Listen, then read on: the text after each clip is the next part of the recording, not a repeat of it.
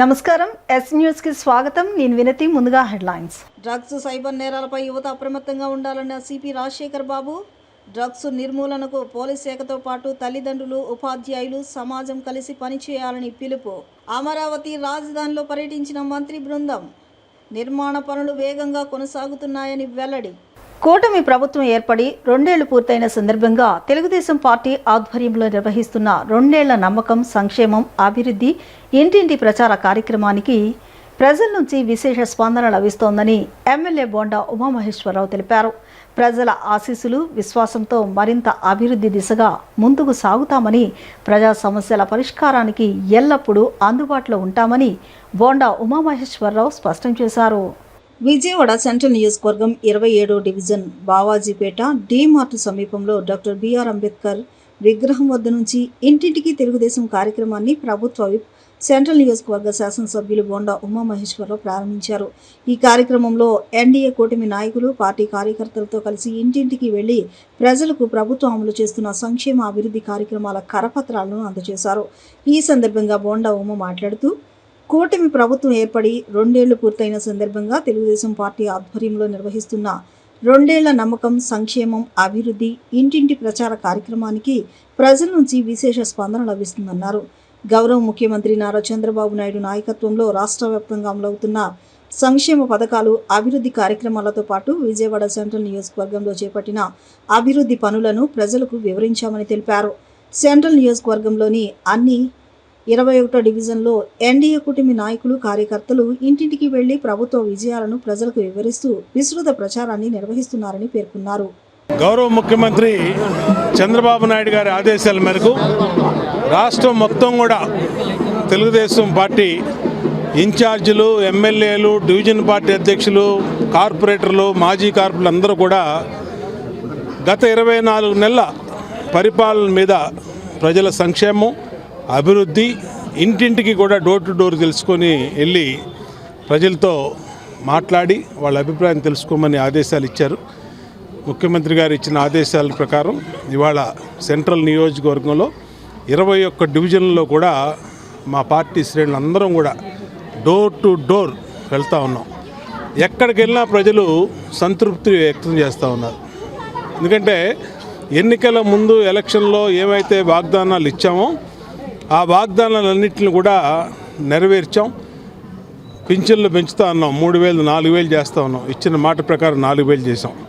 అలాగే తల్లికి వందనం కార్యక్రమం, పిల్లలు ఎంతమంది పిల్లలు ఉంటే అంతమందికి డబ్బులు ఇస్తామని చెప్పాం. ఇచ్చిన మాట ప్రకారం 2వ సంవత్సరం కూడా దాదాపు 63 లక్షల మంది పిల్లలకి డబ్బులు వేసాం.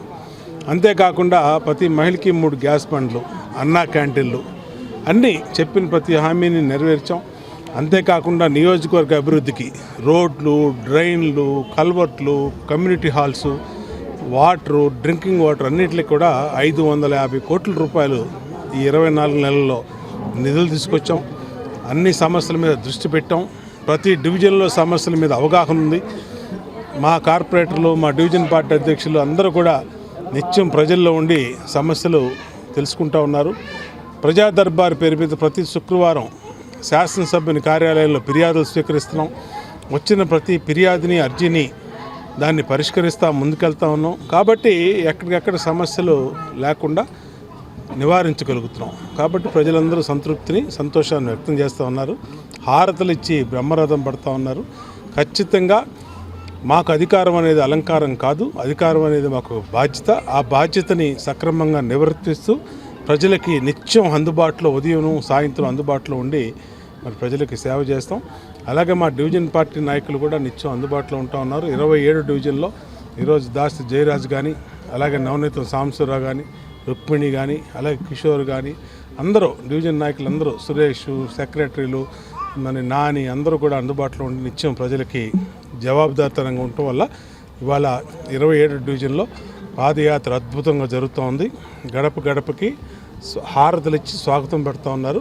ఖచ్చితంగా భవిష్యత్తులో కూడా దీన్ని నిత్యం కూడా ప్రజల మధ్య ఉండి ప్రజల సమస్యలు తీరుస్తామని తెలియజేస్తాం. ముఖ్యమంత్రి నారా చంద్రబాబు నాయుడు సారథ్యంలో ఎమ్మెల్యే బోండా ఉమామహేశ్వరరావు నేతృత్వంలో విజయవాడ సెంట్రల్ నియోజకవర్గంలో గడిచిన 2 ఏళ్ల కాలంలో కూటమి ప్రభుత్వం అనేక సంక్షేమ అభివృద్ధి కార్యక్రమాలు నిర్వహించిందని టీడీపీ యువ నాయకులు బోండా రవితేజ అన్నారు. కూటమి ప్రభుత్వం చేసిన అభివృద్ధిని వివరిస్తూ ఇంటింటికి తెలుగుదేశం కార్యక్రమాన్ని నిర్వహిస్తున్నామని, ఈ కార్యక్రమం ద్వారా నియోజకవర్గ ప్రజలకు చేరువయ్యి వారి సమస్యలను నియోజకవర్గ ఎమ్మెల్యే బోండా ఉమా దృష్టికి తీసుకువెళ్లి పరిష్కరించేందుకు కృషి చేస్తున్నామని చెప్పారు. మంగళవారం సాయంత్రం ప్రభుత్వ విప్ సెంట్రల్ నియోజకవర్గ శాసనసభ్యులు బోండా ఉమామహేశ్వరరావు ఆదేశాల మేరకు టీడీపీ యువ నాయకులు బోండా రవితేజ ఇంటింటికి తెలుగుదేశం కార్యక్రమంలో భాగంగా డివిజన్ విజయదుర్గానగర్, మధురానగర్ వంతెన నుంచి ఇంటింటికి తెలుగుదేశం పార్టీ కార్యక్రమంలో పాల్గొని ప్రజలను, పార్టీ కార్యకర్తలను కలిసి ప్రభుత్వ సంక్షేమ పథకాలు, అభివృద్ధి కార్యక్రమాలు మరియు పార్టీ సిద్ధాంతాలను ప్రజలకు వివరించారు. ఈ సందర్భంగా ఆయన మాట్లాడుతూ ముఖ్యమంత్రి నారా చంద్రబాబు నాయుడు సారథ్యంలో ఎమ్మెల్యే బోండా ఉమామహేశ్వరరావు నేతృత్వంలో విజయవాడ సెంట్రల్ నియోజకవర్గంలో గడిచిన 2 ఏళ్ల కాలంలో కూటమి ప్రభుత్వం అనేక సంక్షేమ అభివృద్ధి కార్యక్రమాలు నిర్వహించిందని అన్నారు. కూటమి ప్రభుత్వం చేసిన అభివృద్ధిని వివరిస్తూ ఇంటింటికి తెలుగుదేశం కార్యక్రమం నిర్వహిస్తున్నామని, ఈ కార్యక్రమం ద్వారా నియోజకవర్గ ప్రజలకు చేరువయ్యి వారి సమస్యలను నియోజకవర్గ ఎమ్మెల్యే బోండా ఉమా దృష్టికి తీసుకువెళ్లి పరిష్కరించేందుకు కృషి చేస్తున్నామని చెప్పారు. మరి ఈరోజు మన విజయవాడ సెంట్రల్ నియోజకవర్గ 30వ డివిజన్ మధ్యకట్ట ప్రాంతంలో మరి ఏదైతే రాష్ట్ర వ్యాప్తంగా కూడా ప్రతి నియోజకవర్గం పల్లెలో అంగరంగ వైభవంగా ఇంటింటికి తెలుగుదేశం అనే కార్యక్రమాన్ని కూటమి ప్రభుత్వం ప్రవేశపెట్టిందో మరి అందులో భాగంగానే ప్రతి ఇంటికి స్వయంగా మేమే వెళ్ళి ప్రభుత్వం ఇచ్చే పథకాలని, ఏదైతే సూపర్ 6 పథకాలను ఆనాడు 2024లో మేనిఫెస్టోలో రూపొందించి ఎన్నికల ముందుకు వచ్చామో మరి వాటన్నిటినీ కూడా ఒక క్రమ పద్ధతిలో నెరవేర్చుకుంటూ ముందుకు రావటం, వాటన్నిటినీ కూడా ప్రజలకి మరొకసారి వివరిస్తూ ఎవరైతే లబ్ధిదారులు ఉన్నారో వాళ్ళని స్వయంగా కలుసుకొని ఇంకా వాళ్ళకి ఇంకా మెరుగ్గా ఇంకైనా చేయగలమా అని చెప్పి వాళ్ళ దగ్గరే ఆలోచనలు, సూచనలు తీసుకోవడం జరుగుతోంది. మరి అందులో భాగంగా ప్రథమంగా నియోజకవర్గంలో కానీ రాష్ట్ర స్థాయిలో కొత్త పెన్షన్ల మంజూరీ అనేది ప్రథమంగా సమస్యగా ఉంది. దాన్ని కూడా గౌరవ ముఖ్యమంత్రి నారా చంద్రబాబు గారు కానీ, ఉప ముఖ్యమంత్రి పవన్ కళ్యాణ్ గారు కానీ, అదేవిధంగా మంత్రివర్యులు లోకేష్ గారు కానీ అందరికీ కూడా రాష్ట్ర వ్యాప్తంగా ప్రజలందరికీ హామీని ఇవ్వటం జరిగింది. ఈ సంవత్సరం లోపలే తప్పకుండా కొత్త పెన్షన్ల మంజూరీ కార్యక్రమం అనేది జరుగుతూ ఉందని చెప్పి వాళ్ళు ఏదైతే చెప్పారో ప్రజలందరూ కూడా హర్షం వ్యక్తం చేస్తూ ఉన్నారు. అదేవిధంగా దాదాపు 67,50,000 మంది తల్లులకి నేరుగా వాళ్ళ అకౌంట్లోనే 10,000 కోట్ల రూపాయలు తల్లికి వందనం అనే పథకం కింద ఎంతమంది పిల్లలు ఉంటే అంతమందికి కూడా స్వయంగా వాళ్ళ యొక్క అకౌంట్లో జమ చేయడం అనేది కూడా చాలా సంతోషంగా ఉంది. స్థానికంగా ఏదైతే డివిజన్లో 21 డివిజన్ విజయవాడ సెంట్రల్ నియోజకవర్గంలో ఉన్నాయో వాటన్నిటిలో కూడా అటు శాసనసభ్యులు బోండా ఉమా గారు కానీ, వాళ్ళ కుమారుగా నేను కానీ ప్రతిరోజు సాయంత్రం తిరగటం, ప్రతి ఒక్క ప్రజల్ని కలుసుకోవటం, వాళ్ళ యొక్క యోగక్షేమాలే మా యొక్క లక్ష్యంగా, మా యొక్క బాధ్యతగా స్వీకరిస్తూ, ఎందుకంటే దాదాపు 67,000 69,000 మెజార్టీని ఈరోజు శాసనసభ్యుడు బోండా ఉమా గారికి నియోజకవర్గ ప్రజలు ఇవ్వడం జరిగింది. మరి ఆ నమ్మకాన్ని వమ్ము చేయకుండా వాళ్ళ యొక్క యోగక్షేమాలు, వాళ్ళ యొక్క ప్రగతి, వాళ్ళ యొక్క అభివృద్ధి ధ్యేయంగా ఈరోజు ఈ 30వ డివిజన్లో మరి స్థానిక ప్రెసిడెంట్ ఎల్ఎస్ఆర్ కానివ్వండి, అదేవిధంగా ఇన్ఛార్జ్ కుమార్ గారు కానివ్వండి, కర్ణం గారు కానివ్వండి, అదేవిధంగా క్లస్టర్ ఇన్ఛార్జీలు, బూత్ ఇన్ఛార్జీలు, నాయకులు, కార్యకర్తలు అందరూ అటు జనసేన, బీజేపీ, తెలుగుదేశం పార్టీ ముగ్గురు కూటమి సభ్యులు అందరితో కలిసి చాలా బ్రహ్మాండంగా జరుగుతూ ఉంది. ప్రజల్లో కూడా మంచి స్పందన వస్తూ ఉంది. ఎప్పుడైనా సరే శాసనసభ్యులే కాదు, మా యొక్క లోకల్ క్యాడర్ కూడా, డివిజన్లో నాయకత్వం కూడా ప్రజలందరికీ అందుబాటులో ఉంటూ సేవలు చేయటం అనేది చాలా సంతోషంగా ఉంది. అది నేరుగా ప్రజలే చెప్పడం కూడా ఇంకా సంతోషంగా ఉంది. రానున్న రోజుల్లో వాళ్ళ యొక్క సూచనల మేరకు ఇంకా మంచిగా వాళ్ళ యొక్క అభివృద్ధికి పనిచేస్తామని కూడా ఈ సందర్భంగా తెలియజేసుకుంటూ, CM Chandrababu Naidu, deputy CM Pawan Kalyan నేతృత్వంలోని కూటమి ప్రభుత్వం పేదల సంక్షేమానికి పెద్దపీట వేస్తోందని ఎమ్మెల్యే గద్దె రామ్మోహన్ పేర్కొన్నారు. గత ప్రభుత్వ హయాంలో ముఖ్యమంత్రి సహాయ నిధిని నిలిపివేయడం వల్ల పేదలు తీవ్ర ఇబ్బందులు పడ్డారని ఆవేదన వ్యక్తం చేశారు. ముఖ్యమంత్రి సహాయ నిధి ద్వారా ఎంతోమంది నిరుపేదలకు వైద్య సహాయం అందుతుందని ఎమ్మెల్యే వివరించారు. విజయవాడ తూర్పు నియోజకవర్గం పరిధిలో 13వ డివిజన్ న్యూ ఆర్టీసీ కాలనీ రామాలయం వద్ద సుమారు 1,15,00,000 విలువైన సీఎంఆర్ఎఫ్ చెక్కులను ఎమ్మెల్యే గద్దె రామ్మోహన్ లబ్ధిదారులకు పంపిణీ చేశారు. ఈ కార్యక్రమంలో దాదాపు 94 మందికి చెక్కులు మరియు ఎల్ఓసీలను అందజేసినట్లు ఆయన తెలిపారు. ఈ సందర్భంగా ఎమ్మెల్యే మాట్లాడుతూ CM Chandrababu Naidu, deputy CM Pawan Kalyan నేతృత్వంలోని కూటమి ప్రభుత్వం పేదల సంక్షేమానికి పెద్దపీట వేస్తోందన్నారు. గడిచిన 2 ఏళ్లలో విజయవాడ తూర్పు నియోజకవర్గంలో సుమారు 18 కోట్లకు పైగా సీఎంఆర్ఎఫ్ సాయం అందించినట్లు వెల్లడించారు. గత ప్రభుత్వ హయాంలో ముఖ్యమంత్రి సహాయ నిధిని నిలిపివేయడం వల్ల పేదలు తీవ్ర ఇబ్బందులు పడి అప్పుల పాలయ్యారని ఆవేదన వ్యక్తం చేశారు. 1995లో చంద్రబాబు ప్రారంభించిన ఈ పథకం ద్వారా ఎంతో మంది నిరుపేదలకు వైద్య సహాయం అందుతుందని, అర్హులైన ప్రతి ఒక్కరూ ఈ పథకాన్ని సద్వినియోగం చేసుకోవాలని కోరారు. అందరి సమస్యలు తీర్చాలని దృఢ సంకల్పంతో ముందుకు వెళ్తా ఉన్నారు. వెంటిలేటర్ మీద ఉన్న ప్రభుత్వాన్ని, ఆంధ్ర రాష్ట్ర ప్రభుత్వాన్ని ఇప్పుడు చికిత్స చేసి ఇప్పుడు రూమ్లో తీసుకొచ్చే పరిస్థితి ఉంది. ఇంకా రానున్న రోజుల్లో పరుగులు పెట్టించి ఈ ఆంధ్ర రాష్ట్రాన్ని అందరికీ సంక్షేమం వచ్చేటట్టుగా ఆయన ప్రయత్నం చేస్తారని కోరుతాం. సార్, లబ్ధిదారులు ఎవరైతే ఉన్నారో వాళ్ళు చాలా సంతోషంగా ఉన్నారు. వాళ్ళ నుండి మీకు వచ్చిన ఫీడ్బ్యాక్ కొంచెం. లబ్ధిదారు సంతోషం, అమ్మ ఒడి గురించి కానీ ఉచిత బస్సులు కానీ కొంతమంది లబ్ధిదారులు మీకు ఎలా సూపర్ 6 దాంట్లో నేను చెబుతాను, ఒక్క కార్యక్రమం తప్ప 5 కార్యక్రమాలు పూర్తిగా నిర్వర్తించడం జరుగుతూ ఉంది. దాంట్లో 6వ కార్యక్రమం కూడా ప్రతి మహిళకి 1500 ఇస్తామని చెప్పారు. అది ఇవ్వలేకపోయారు. కానీ ఆ ఒక కార్యక్రమంలో ఆర్టీసీ బస్సులో మహిళలకు ఉచిత ప్రయాణం అని చెప్పిన దాంట్లో మేనిఫెస్టోలో చెప్పింది మాత్రం కేవలం ఏ జిల్లా వాళ్ళకి ఆ జిల్లాలో మాత్రమే అని చెప్పారు. కానీ వాళ్ళు రాష్ట్రం అంతా, ప్రతి ఒక్కరికి రాష్ట్రం అంతా వాళ్ళ ఇష్టానుసారం ఎన్నిసార్లైనా రాష్ట్రం అంతా వాళ్ళు ఫ్రీగా వెళ్ళవచ్చు, ప్రయాణం చేయవచ్చు అని చెప్పి ఆ కార్యక్రమం చేయటం వల్ల ఇవాళ మన రాష్ట్ర జనాభా సుమారు 5 కోట్లు అయితే ఇవాళ 97 కోట్ల చిల్లర ఇప్పుడు ప్రయాణం చేశారు. అంటే 5 కోట్లు ఒక్కొక్కరు 4 సార్లు, 5 సార్లు, 10 సార్లు చేసి ఉండొచ్చు. దాంట్లో కొంత విసులుబాటు వస్తుంది మహిళలు కాబట్టి మహిళకి ఇస్తామన్న కార్యక్రమంలో ఆ స్కీమ్ వలన ఆర్టీసీకి వచ్చే లోటు అనేది ఈ విధంగా తీరుతుందని అని ప్రభుత్వానికి, కానీ ప్రభుత్వానికి ఆ కార్యక్రమం కూడా చేసి 103% చేసామని ప్రజలు అభిమానం పొందాలని ప్రభుత్వం చూస్తూ ఉంది. అందుకే ఒక్కొక్క కార్యక్రమం ఒక్కొక్కటి నిదానంగా చేస్తూ ఉన్నారు. ఆ కార్యక్రమం కూడా చేయాలని మేము కూడా కోరుకుంటున్నాం. కానీ ఆర్టీసీ బస్ ద్వారా అనేక మంది మహిళలకి, కుటుంబానికి సుమారు 1500 2000 3000 రూపాయలు నెలకి ఆదా అయ్యే అవకాశం చదువుకునే ఆడపిల్లలకు కానీ, లేకపోతే ఉద్యోగాలకు వెళ్ళి ఆడ సోదరిమణులకు కానీ, ఇంకా అనేక రకాలుగా చుట్టాలకి ఖర్చులు లేక వెళ్ళలేని వాళ్ళు ఇవాళ చక్కగా అవకాశం దొరికినప్పుడల్లా ఊళ్ళు వెళ్తూ ఉన్నారు. అట్లాగే దేవుడి భక్తితో ఖర్చులు తట్టుకోలేక వెళ్ళలేని, దేవుడి దగ్గరికి వెళ్ళలేని వాడు ఇవాళ తనివి తీరా దేవుడి దగ్గరికి వెళ్ళి మొక్కుళ్ళు మొక్కుంటూ ఉన్నారు. అందువల్ల ఈ కార్యక్రమాలు 5 కార్యక్రమాలు అయ్యాయి. 6వ కార్యక్రమం కూడా చేయాలని మేము కోరుకుంటా ఉన్నాం. చేసే శక్తి కావాలని భగవంతుని ప్రార్థిస్తాం. పరిశీలించారు. అమరావతి రాజధానిలో నిర్మాణ పనులు వేగంగా కొనసాగుతున్నాయని రాష్ట్ర మంత్రులు నారాయణ, అనగాని సత్యప్రసాద్, సవిత తెలిపారు. రాష్ట్ర ప్రజలకు ఇచ్చిన హామీ మేరకు అమరావతిని ప్రపంచ స్థాయి రాజధానిగా అభివృద్ధి చేసే దిశగా ప్రభుత్వం ముందుకు సాగుతుందని వారు స్పష్టం చేశారు. అమరావతి రాజధానిలో నిర్మాణంలో ఉన్న ఐకానిక్ టవర్స్, మంత్రుల బంగ్లాలు, ఎమ్మెల్యే ఎమ్మెల్సీ క్వార్టర్స్లను మంత్రి నారాయణ, అనగాని సత్యప్రసాద్, సవిత పరిశీలించారు. నిర్మాణ పనులు జరుగుతున్న తీరును మంత్రి నారాయణ తన సహచర మంత్రులకు వివరించారు. ఈ సందర్భంగా రెవెన్యూ శాఖ మంత్రి అనగాని సత్యప్రసాద్ మాట్లాడుతూ అమరావతి కోసం రైతులతో కలిసి తాను పాదయాత్రలో పాల్గొన్నానని గుర్తు చేశారు. గత 5 ఏళ్లలో రాజధాని అభివృద్ధిని అడ్డుకుని విధ్వంసం సృష్టించారని వైఎస్ఆర్ కాంగ్రెస్ పార్టీపై విమర్శలు చేశారు.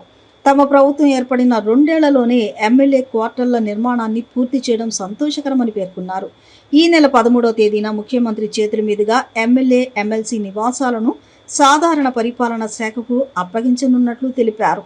మంత్రి నారాయణ పర్యవేక్షణలో అమరావతిలో అన్ని నిర్మాణాలు వేగంగా జరుగుతున్నాయని అన్నారు. బీసీ సంక్షేమ శాఖ మంత్రి సవిత మాట్లాడుతూ ప్రపంచంలోనే అరుదైన విధంగా రైతులు 33,000 ఎకరాలను ల్యాండ్ పూలింగ్ ద్వారా రాజధాని కోసం ఇచ్చారని పేర్కొన్నారు. గతంలో అమరావతికి అంగీకరించి తర్వాత మాట మార్చారని వైఎస్ఆర్ కాంగ్రెస్ పార్టీపై విమర్శలు చేశారు. 3 రాజధానుల ప్రతిపాదనతో రాష్ట్ర భవిష్యత్తును దెబ్బతీశారని ఆరోపించారు. ఉన్నప్పుడు ఇదే ప్రాంతంలో పాదయాత్ర చేశాం రైతులతో కలిసి. అప్పుడు గొడ్డలపాటి నాయకులు ఎన్ని కూడా గ్రాఫిక్స్ అని చెప్పి మభ్యపెట్టి ఎంతో తప్పుడు ఆరోపణలు చేసి ప్రజల్ని నమ్మించే ప్రయత్నం చేశారు. ఆ రోజు కూడా మేము పాదయాత్ర చేశాము, చూపించాము, ఇన్ని బిల్డింగ్ కట్టారు, పైకి ఎక్కుదాం రండి దమ్ముంటే అని చెప్పి అసెంబ్లీలో కూడా పోరాటం చేశాం.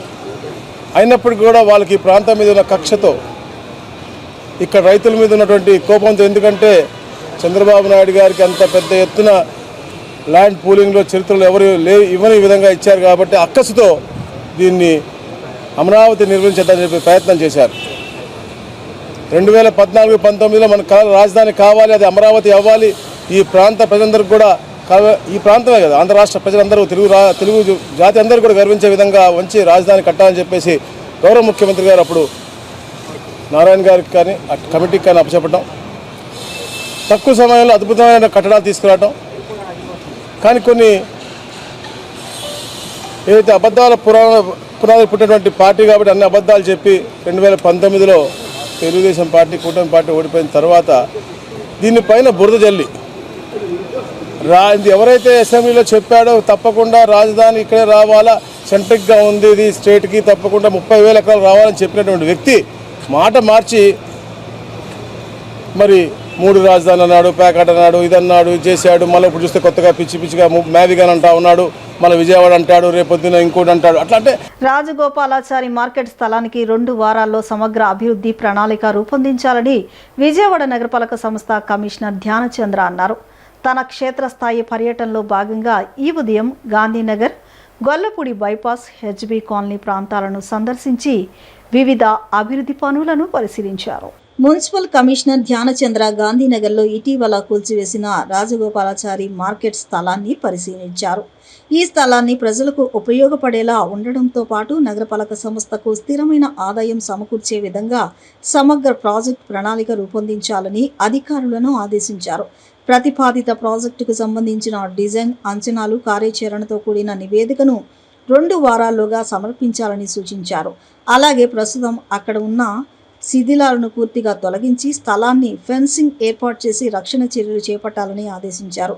తదుపరి గొల్లపూడి బైపాస్ రోడ్లో నిర్మాణంలో ఉన్న ట్రైన్ బాక్స్ కల్వర్టు పనులను పరిశీలించి పనులను వేగవంతం చేసి నాణ్యత ప్రమాణాలు పాటిస్తూ త్వరితగతిన పూర్తి చేయాలని సంబంధిత అధికారులకు సూచించారు. అనంతరం హెచ్బీ కాలనీలోని అన్న క్యాంటీన్లను సందర్శించి అక్కడ అందిస్తున్న సేవలను పరిశీలించారు. ప్రముఖ సినీ నటి వాణిశ్రీ తన నటనతో తెలుగు ప్రేక్షకుల హృదయాల్లో చెలగని ముద్ర వేసుకున్నారని మహానటి సావిత్రి సాహిత్య సాంస్కృతిక కళాపీఠం వ్యవస్థాపకురాలు పరుచూరి విజయలక్ష్మి అన్నారు. నటనాభినయానికి దర్పణంగా, సౌందర్యానికి చిరునామాగా వాణిశ్రీ తెలుగు సినీ పరిశ్రమలో చిరస్థాయిగా నిలిచారని కొనియాడారు. ఆమె సుదీర్ఘ సినీ ప్రస్థానం నేటి తరం నటీమణులు ఆదర్శంగా తీసుకోవాలని సూచించారు. మహానటి సావిత్రి సాహిత్య సాంస్కృతిక కళాపీఠం సంక్షేమ సంఘం ఆధ్వర్యంలో ప్రముఖ నటి వాణిశ్రీ జన్మదిన వేడుకలు ఆదివారం ఘనంగా నిర్వహించారు. హనుమంతరాయ గ్రంథాలయం, కౌతా పూర్ణానంద కళావేదిక, ఆశీష్ స్టూడియోస్లో 3 వేదికలపై సినీ సంగీత విభావారి కార్యక్రమాలు నిర్వహించారు. వాణిశ్రీ నటించిన పలు చిత్రాల్లోని మధుర గీతాలను గాయకులు ఆలపించి అలరించారు. ఈ సందర్భంగా కళాపీఠం వ్యవస్థాపక అధ్యక్షురాలు పరుచూరి విజయలక్ష్మి మాట్లాడుతూ, నటనాభినయానికి దర్పణంగా, సౌందర్యానికి చిరునామాగా వాణిశ్రీ తెలుగు సినీ పరిశ్రమలో చిరస్థాయిగా నిలిచారని కొనియాడారు. ఏ పాత్ర పోషించినా దానికి ప్రాణం పోసే అద్భుత నటిగా ప్రేక్షకుల హృదయాల్లో చెరగని ముద్ర వేసుకున్నారని పేర్కొన్నారు. ఈ కార్యక్రమాలతో పాటు మహానటి సావిత్రి కళాపీఠం 2000 సాంస్కృతిక కార్యక్రమాలు మైలురాయి చేరుకోవడంతో ఆనందంగా ఉందన్నారు. పసుపులేటి శ్రీనివాస్, శర్మ, సీత, అశోక్, ఆనంద్ వ్యాఖ్యాతలుగా వ్యవహరించారు. ఈ కార్యక్రమంలో ప్రబల శ్రీనివాస్, డేవిడ్ రాజు, బివి వీరభద్రరావు, చింతకాయల చిట్టిబాబు, దూపాటి శ్రీదేవి తదితరులు పాల్గొన్నారు. ఈరోజు మహానటి సావిత్రి కళాపీఠం ఆధ్వర్యంలో కళాభినేత్రి వాణిశ్రీ గారి 78వ పుట్టినరోజు సందర్భంగా ఒక ఇంతవరకు చరిత్రలో జరగనిది, ఇక జరగబోనిది కూడా, ఒకే రోజు ఒకే టైము 3 వేదికలు వాణిశ్రీ గారి పుట్టినరోజు వేడుకలు చేయటం అనేది సావిత్రి కళాపీఠానికి గర్వంగా ఉంది. వాణిశ్రీ గారికి కూడా ఈ తరం కాదు, ఏ తరం వాళ్ళైనా సరే ఆవిడే నటి. ఎందుకంటే అంత గ్లామర్ హీరోయిన్ కానీ, అంత నటనాభిషేకం కానీ ఏదైనా సరే వాణిశ్రీ గారి తర్వాత అటువంటి నటి పుట్టలేదు. కానీ ఆ అదృష్టం ఏంటంటే మాకు 2012 ఆగస్టు 29వ తారీఖు ఆవిడతో ఫస్ట్ పరిచయం అవ్వటం, 30వ తారీఖు సావిత్రి గారి విగ్రహావిష్కరణ, ఆ రోజు నుంచి ఈ రోజు వరకు మా అనుబంధం చాలా అసలు అప్పటికి ఇప్పటికి కూడా అలాగే ఉన్నాం.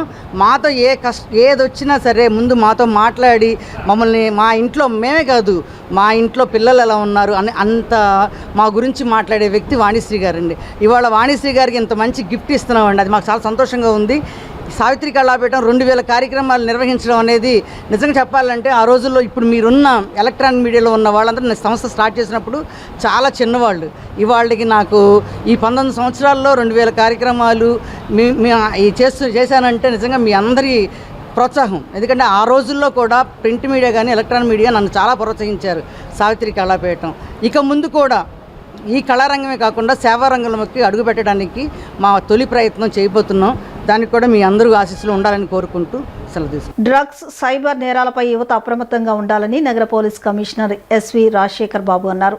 డ్రగ్స్ నిర్మూలనకు పోలీస్ శాఖతో పాటు తల్లిదండ్రులు, ఉపాధ్యాయులు, సమాజం కలిసి పనిచేయాలని ఆయన పిలుపునిచ్చారు. విజయవాడ గాంధీనగర్లోని హనుమంతరాయ గ్రంథాలయము డ్రగ్స్, సైబర్ క్రైమ్, యువత భవిష్యత్ అనే అంశంపై అవగాహన సదస్సును నిర్వహించారు. ఈ కార్యక్రమానికి నగర పోలీస్ కమిషనర్ ఎస్వి రాజశేఖర్ బాబు, పలువురు డీసీపీలు, నగర ప్రముఖులు హాజరయ్యారు. డ్రగ్స్ వల్ల కలిగే అనర్థాలు, సైబర్ మోసాల నుంచి ఎలా అప్రమత్తంగా ఉండాలనే అంశాలపై విద్యార్థులు, యువతకు అవగాహన కల్పించారు. ఈ సందర్భంగా మాట్లాడిన పోలీస్ కమిషనర్ ఎన్టీఆర్ జిల్లాలో డ్రగ్స్ పై యుద్ధం ప్రకటించినట్లు తెలిపారు. పోలీస్ శాఖ నిర్వహించిన ఆరోగ్య పరీక్షల్లో సుమారు 10,000 మందిని పరీక్షించగా 1,287 మందికి గంజాయి వినియోగం పాజిటివ్గా తేలిందన్నారు. వారిలో 9 నుంచి 15 ఏళ్లలోపు 100 మంది పిల్లలు ఉండడం ఆందోళన కలిగించే విషయమని చెప్పారు. డ్రగ్స్ నిర్మూలనకు పోలీస్ శాఖతో పాటు తల్లిదండ్రులు, ఉపాధ్యాయులు, సమాజం కలిసి పనిచేయాలని ఆయన పిలుపునిచ్చారు. అలాగే లోన్ యాప్లు, నకిలీ ఉద్యోగాల యాప్లు, ఏపీకే ఫైల్, అనుమానాస్పద లింకులు, టెలిగ్రామ్ ద్వారా వచ్చే మోసాలకు దూరంగా ఉండాలని సూచించారు. అప్రమత్తతోనే సైబర్ నేరాలను అరికట్టవచ్చునని పేర్కొన్నారు. ఈ కార్యక్రమంలో విద్యార్థులు అడిగిన పలు ప్రశ్నలకు police commissioner, cyber crime DCP సమాధానాలు ఇచ్చారు. హనుమంతరాయ గ్రంథాలయ ప్రతినిధులు దోనేపూడి శంకర్ తదితరులు ఈ అవగాహన సదస్సును నిర్వహించారు. ఈరోజు ఈ గ్రంథాలయంలో గ్రంథాలయ చైర్మన్ గారు, అదేవిధంగా వారి సంస్థ ఈరోజు ఒక బృహత్తర కార్యక్రమాన్ని ఏర్పాటు చేసింది. ముఖ్యంగా డ్రగ్స్, అదేవిధంగా సైబర్ క్రైమ్స్, అదేవిధంగా యువత భవిష్యత్ అనే అంశం మీద ఈరోజు ఒక పెద్ద చర్చా కార్యక్రమం ఈరోజు ఏర్పాటు చేయడం జరిగింది. దాదాపు 300 మంది స్టూడెంట్స్ ఈరోజు దీనికి చేయడం. సో యువత డ్రగ్స్ బారిన పడకుండా, అదేవిధంగా సైబర్ క్రైమ్కి గురి కాకుండా ఎలా ముందుకెళ్లాలనే అంశం మీద చాలా విస్తృతంగా చర్చలు జరపడం జరిగింది. ముఖ్యంగా మన దోనేపూడి శంకర్ గారు, అదేవిధంగా డాక్టర్ రమేష్ బాబు గారు, మరి కొందరు పెద్దలు ఈ కార్యక్రమాన్ని చేసి తమ అమూల్యమైన సందేశాన్ని ఇవ్వడం జరిగింది. ఇటువంటి కార్యక్రమాలు యువతలో కొంత ఉత్సాహాన్ని రేకెత్తిస్తాయి. అదేవిధంగా ఒక చర్చ అనేది మొదలైతే సమాజంలో చాలా వరకు ఈ క్రైమ్స్ని తగ్గించవచ్చనే ఒక స్పృహతో ఈ కార్యక్రమానికి ఈరోజు రావడం జరిగింది.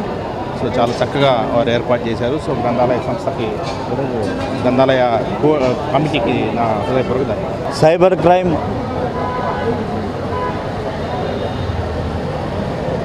యూత్ రెస్పాన్సిబిలిటీస్ అనేటువంటి అంశం పైన ఈరోజు హనుమంతరాయ గ్రంథాలయం కమిటీ ఆధ్వర్యాన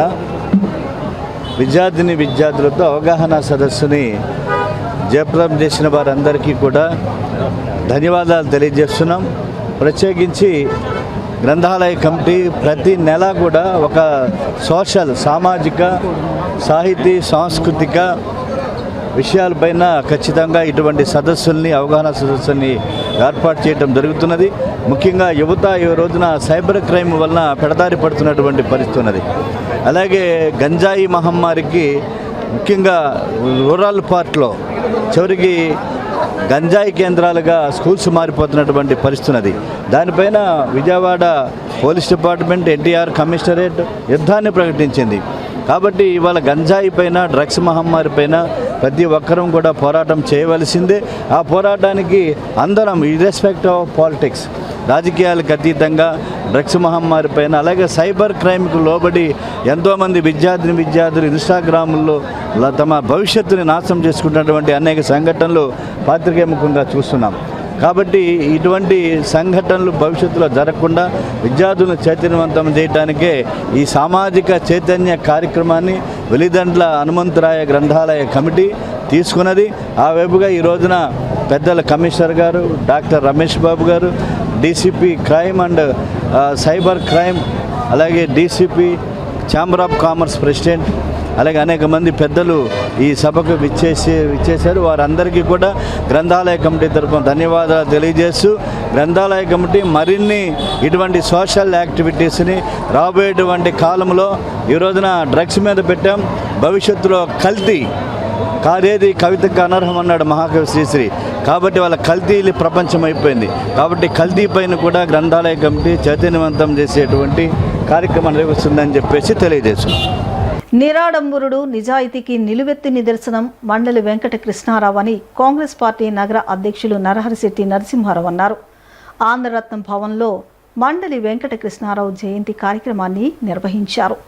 కాంగ్రెస్ పార్టీ నగర అధ్యక్షులు నరహరిశెట్టి నరసింహారావు, పార్టీ నేతలు కృష్ణారావు చిత్రపటానికి పూలమాలలు వేసి ఘన నివాళులర్పించారు. ఈ సందర్భంగా నరసింహారావు మాట్లాడుతూ, ఒక సామాన్య రైతు కుటుంబంలో జన్మించిన ఆయన అతి చిన్న వయసులోనే పార్లమెంటు సభ్యుడిగా ఎన్నికయ్యారన్నారు. అనంతరం శాసనసభ్యుడిగా ఎన్నికైన ఆయన 3 పర్యాయాలు మంత్రిగా రాష్ట్రానికి సేవలందించారని తెలిపారు. దివిసీమ ఉప్పెనతో అల్లకల్లోలమయ్యి వేలాది మంది ప్రజలు, పశువులు చనిపోతే జాతీయ, అంతర్జాతీయ స్వచ్ఛంద సేవా సంస్థలను కలిపి స్వచ్ఛంద సంస్థలు, సామాజిక కార్యకర్తలను అందరినీ కలిపి తన మంత్రి పదవికి రాజీనామా చేసి సేవ చేసిన మహనీయుడని కొనియాడారు. గ్రామీణ పరిశ్రమల స్థాపనకు ఎనలేని కృషి చేసిన ఆయన మన మధ్య లేకపోయినా ఆయన సిద్ధాంతాలు సమాజానికి అవసరమని అన్నారు. గాంధీవాది, కాంగ్రెస్ వాది, నిజాయితీకి నిలువెత్తు నిదర్శన నిరాడంబరుడు, ఒక సామాన్యమైనటువంటి రైతు కుటుంబంలో 1926లో ఆగస్టు 4వ తారీఖున కైకిలి నియోజకవర్గంలో ఉన్నటువంటి పల్లివాడలో జన్మించినటువంటి మండలి వెంకటకృష్ణారావు గారు తర్వాత కాలంలో నాన్నగారు టీచర్ అవటం మూలంగా భావదేవరపల్లి అవనగడ్డకి వెళ్ళడం జరిగింది. అక్కడ వారి యొక్క విద్యార్థి జీవితం అలాగే రాజకీయ జీవితం కూడా ప్రారంభించడం. ఆ రోజుల్లోనే అతిరథ మహారాజుల యొక్క ఆదరమానం కోరుకున్న వ్యక్తి, నిరాడంబరుడు. అందులోనే 1957లోనే తొలిసారి పార్లమెంట్కి 37 సంవత్సరాల వయసు వెళ్ళినటువంటి అతి తక్కువ వయసులో వెళ్ళినటువంటి వ్యక్తిత్వం. ఆనాడు అటల్ బిహారీ వాజ్పేయి గారు, ఈయన ఇద్దరు యంగ్స్టర్స్ ఇన్ పార్లమెంట్. నెహ్రూ గారు వెళ్తే కూడా భుజం తట్టి మీరు కుర్రాళ్ళని సందర్శించిన సంఘటనలు కూడా ఉన్నాయని కూడా ఈ సందర్భం మనం చేస్తూ, ఆ తర్వాత 1972 ఆయన శాసనసభకి యునానిమస్ ఎన్నిక అవడం పోటీ లేకుండా 3 పర్యాయాలు, ఒకటి పివి నరసింహరావు గారు క్యాబినెట్లో సాంఘిక సంక్షేమ శాఖ మంత్రిగా, అలాగే జలగ వెంకటరావు గారు ముఖ్యమంత్రిగా ఉండే ఆయన క్యాబినెట్లో సాంస్కృతిక విద్యాశాఖ అమాత్యులుగా, అలాగే కోట్ల విజయభాస్కర్ రెడ్డి గారి క్యాబినెట్లో రాష్ట్ర సహకార శాఖ అమాత్యులుగా సేవలు అందించిన మహనీయుడు మండలి వెంకటకృష్ణారావు గారు. ఆనాడు 1978లో దివిసీమ ముప్పు వచ్చి అలాకులాలం అయిపోయి వేలాది మంది మరణించి, పశువులు, రైతులు, ఆస్తులు అన్నీ నాశనం అయిపోయి అగమ్య గోచర పరిస్థితుల్లో జాతీయ, అంతర్జాతీయ స్వచ్ఛంద సేవా సంస్థల్లో నడిపి ఆనాడు మన గోరాగారు అబ్బాయి లవణం గారు, చెన్నిపాటి విజయ్ గారు, వాళ్ళందరూ కూడా ఆర్థిక సమతా మండలి వేరే గారు వీళ్ళందరినీ కూడా సమాయత్తపరిచి ఆనాడు అందరితో కూడా మాట్లాడి మంత్రి పదవి కూడా రాజీనామా చేసి సేవ చేసిన మహనీయుడు. రాష్ట్ర ప్రభుత్వం ప్రజా సమస్యలను విస్మరించి కార్పొరేట్ ప్రయోజనాలకే ప్రాధాన్యతనిస్తోందని సిపిఎం రాష్ట్ర కార్యదర్శి వి శ్రీనివాసరావు విమర్శించారు. బీహార్ బంకీపూర్ ఉప ఎన్నికల ఫలితాలు బీజేపీ ప్రజా వ్యతిరేక విధానాలకు నిదర్శనమని పేర్కొన్నారు. ఏజెన్సీ ప్రాంతాల్లో గిరిజనుల హక్కులను కాపాడాలని జీవో నెంబర్ 3ను వెంటనే పునరుద్ధరించడంతో పాటు 1/70 చట్టానికి సంబంధించిన కేసులో ప్రభుత్వం జోక్యం చేసుకోవాలని డిమాండ్ చేశారు. గిరిజనుల శాంతియుత ఆందోళనను అణిచివేయడం ప్రజాస్వామ్య విరుద్ధమని ఆగస్టు 7లోపు ప్రభుత్వం స్పష్టమైన నిర్ణయం ప్రకటించాలని కోరారు. భోగాపురం విమానాశ్రయం పేరుతో నిర్వాసిత రైతులకు, స్థానిక యువతకు అన్యాయం జరిగిందని ఆరోపించిన శ్రీనివాసరావు, స్థానికులకు హామీ ఇచ్చిన ఉద్యోగాలు కల్పించలేదన్నారు. అభివృద్ధి పేరుతో కార్పొరేట్ సంస్థలకే లాభం చేకూరుతోందని విమర్శించారు. సాంఘిక సంక్షేమ హాస్టల్లోకి విద్యార్థి సంఘాలు, ప్రజా సంఘాలు, మీడియా ప్రతినిధుల ప్రవేశంపై ప్రభుత్వం విధించిన ఆంక్షలను వెంటనే రద్దు చేయాలని ఎస్ఎఫ్ఐ, కేవీపీఎస్ రాష్ట్ర కమిటీలు డిమాండ్ చేశాయి. ఈ నెల 8, 9 తేదీల్లో రాష్ట్ర వ్యాప్తంగా జిల్లా కేంద్రాల్లో నిరసన కార్యక్రమాలు నిర్వహించనున్నట్లు ప్రకటించారు. విజయవాడలోని మాకినేని బసవపున్నయ్య విజ్ఞాన కేంద్రంలో ఎస్ఎఫ్ఐ, కేవీపీఎస్ రాష్ట్ర కమిటీ ఆధ్వర్యంలో రౌండ్ టేబుల్ సమావేశాన్ని నిర్వహించారు. సాంఘిక సంక్షేమ హాస్టల్లోకి విద్యార్థి సంఘాలు, ప్రజా సంఘాలు, మీడియా ప్రతినిధుల ప్రవేశాన్ని అధికారిక ప్రవేశాల నివారణ పేరుతో ప్రభుత్వం ఆంక్షలను గురిచేస్తూ జారీ చేసిన ఉత్తర్వులను వెంటనే రద్దు చేయాలని సమావేశం డిమాండ్ చేసింది. కేవీపీఎస్ రాష్ట్ర ప్రధాన కార్యదర్శి ఆండ్ర మాల్యాద్రి మాట్లాడుతూ, విద్యార్థుల సమస్యలను పరిష్కరించాల్సిన ప్రభుత్వం వాటిని వెలుగులోకి తీసుకొచ్చే విద్యార్థి సంఘాలు, ప్రజా సంఘాలు, మీడియాను హాస్టల్కు దూరం చేయడం ప్రజాస్వామ్య వ్యతిరేక చర్యని విమర్శించారు. రాజ్యాంగం కల్పించిన భావ ప్రకటన స్వేచ్ఛ, సంఘాలు ఏర్పాటు చేసుకునే హక్కు, ప్రజాస్వామ్యబద్ధంగా పోరాడే హక్కులను ప్రభుత్వం కాలరాస్తోందని ఆరోపించారు.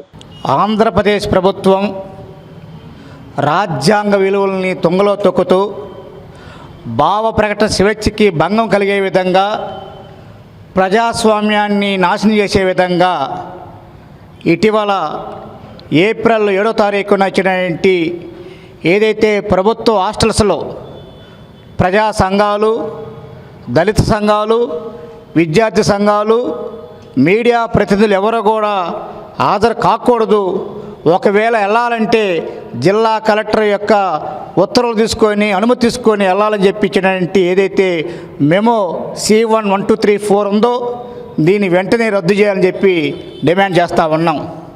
విద్యార్థి యువజన ప్రజా సంఘాలుగా ఈరోజు రౌండ్ టేబుల్ సమావేశం నిర్వహిస్తూ ఉన్నాం. దీనిలో చర్చించి కార్యాచరణని పెడుతున్నాం. ఏదైతే జీవో వెనక్కి తీసుకోకపోతే ఈ జీవో వెనక్కి తీసుకోవాలని చెప్పి ముందుగా రాష్ట్ర అధికారులను కలుస్తాం. అధికారులు వినకపోతే దీన్ని క్షేత్రస్థాయిలో తీసుకెళ్ళడం కోసం ప్రయత్నం చేస్తున్నాం. అందులో భాగంగా రాష్ట్ర వ్యాప్తంగా అన్ని జిల్లాల్లో రౌండ్ టేబుల్ సమావేశాలు నిర్వహించాలని, అదేవిధంగా దీన్ని నిరసిస్తూ రాష్ట్ర వ్యాప్తంగా 7, 8 తేదీల్లో నిరసనలు చేయాలని చెప్పి మేము రౌండ్ టేబుల్ సమావేశంగా చర్చించబోతా ఉన్నాం. ప్రసన్న కుమార్, ఎస్ఎఫ్ఐ రాష్ట్ర కార్యదర్శి. ఈరోజు హాస్టల్లోకి విద్యార్థి సంఘాలు, ప్రజా సంఘాలు, మీడియా ప్రతినిధులు వెళ్ళడానికి వీల్లేదు, ఒకవేళ వెళ్ళాలనుకుంటే కలెక్టర్ల అనుమతులు తీసుకుని వెళ్లాల్సిందే అని ఇచ్చినటువంటి ఉత్తర్వులకు వ్యతిరేకంగా రౌండ్ టేబుల్ సమావేశం నిర్వహించడం జరుగుతూ ఉన్నది. ఈరోజు హాస్టల్లో విద్యార్థుల సమస్యల మీద అనేక దశాబ్దాలుగా పోరాడినటువంటి చరిత్ర విద్యార్థి సంఘాలది. విద్యార్థుల సమస్యల మీద గళమెత్తినటువంటి చరిత్ర విద్యార్థి సంఘాలది. స్వచ్ఛంద సంస్థలు హాస్టల్ని చివరికి దత్తత తీసుకున్నటువంటి అనేక స్వచ్ఛంద సంస్థలు ఉన్నాయి. అనేక మంది వ్యక్తులు ఈరోజు హాస్టల్లో ఫ్యాన్లు కానీ అనేక సదుపాయాలని, వాటర్ ప్యూరిఫైయర్ కానీ అనేక సదుపాయాలను ఇస్తూ ఉన్నారు. ఇట్లాంటి స్వచ్ఛంద సంస్థలు, విద్యార్థి సంఘాలు, అట్లాగే మీడియా ప్రతినిధులు ఎవరైతే ఉన్నారో వాళ్ళందరినీ వెళ్ళనీయకుండా ఈరోజు రాష్ట్ర ప్రభుత్వం అడ్డుకునే విధంగా ఈరోజు ప్రయత్నం చేస్తూ ఉంది. ఈ అడ్డుకోవడం అంటే విద్యార్థుల సమస్యల్ని బయటికి తీయకుండా, విద్యార్థులు ప్రశ్నించకుండా ఉండడం కోసం ఈ విధమైనటువంటి ప్రయత్నం చేస్తూ ఉన్నారు. గతంలో చంద్రబాబు నాయుడు గారు అధికారంలో ఉన్నప్పుడు విద్యార్థి సంఘాలకి ఎన్నికలను రద్దు చేశాడు. ఇప్పుడు విద్యార్థి సంఘాలే నేరుగా అసలు విద్యార్థుల దగ్గర చేరుకోకూడదు అనే విధంగా ఈరోజు ప్రయత్నం చేస్తూ ఉన్నాడు. దీన్ని ఎస్ఎఫ్ఐ, ఇతర విద్యార్థి సంఘాలు తీవ్రంగా ఖండిస్తూ ఉన్నాం. వార్తలు ముగించే ముందు ముఖ్యాంశాలు.